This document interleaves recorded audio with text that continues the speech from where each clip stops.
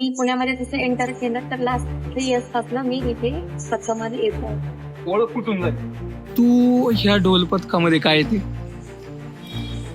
आळव वंगण लावतात main main हा ते का लावायला लागतं ढोलाच्या आतून.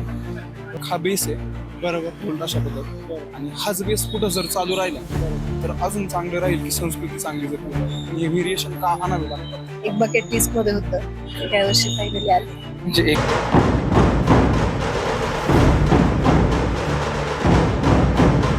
ध्वजाचा मान का असतो असा एवढा म्हणजे प्रत्येक जण ध्वजाला सन्मान देतो प्रणाम करतो की का होतो. ध्वज नाचवता येतो तुला?